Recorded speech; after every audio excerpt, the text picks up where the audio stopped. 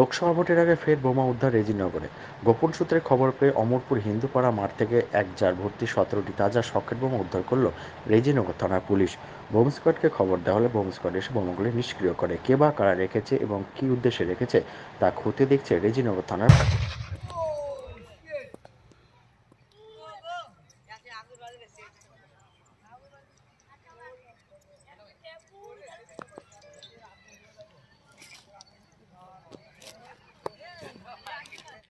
এখানে এটা আমাদের নিকটে আমরা পড়ছি মানুষ।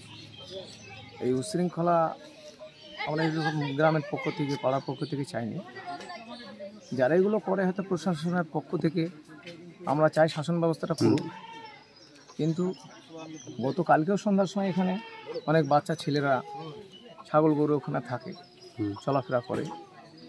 কিন্তু খুব দুঃখজনক, এই যে বোমটা ইচ্ছাকৃতভাবে হয়তো ভোরের দিকে রেখে গেছে।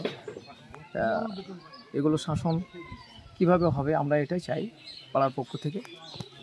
যারা দোষী তাদের সাব্যস্ত নিশ্চয় হয়তো প্রশাসন হয়তো নখদর্পণে থাকতে পারে। এগুলো সুব্যবস্থার জন্য আমরা আশা করছি। পাড়ার মানুষ কতটা আতঙ্কিত আছেন? চরমভাবে আতঙ্কিত। কারণ এখানে হয়তো 5টা ছেলেও হয়তো ও তো জানে না, তারা বাচ্চা ছেলে, এটা কি আছে দেখি, এই দেখতে গিয়ে হয়তো 10টা ছেলে চলে যেতে পারত। আমরা এই উচ্ছৃঙ্খলা ভাবগুলো যাতে পুনরায় না হয়, আমরা শাসন ব্যবস্থাটাই চাচ্ছি প্রশাসনের পক্ষ থেকে। আপনার নাম? আমার নাম তহিদুল ইসলাম। বাড়ি অমরপুরে, এই পাড়াতেই বাড়ি। কোন পাড়াটা? এটা হচ্ছে আপনার দক্ষিণ পাড়া, হিন্দু পাড়া আর কি। এর আগে রশিও জানতেন এইসব পরিস্থিতিগুলো ঘটেছে এর আগেও।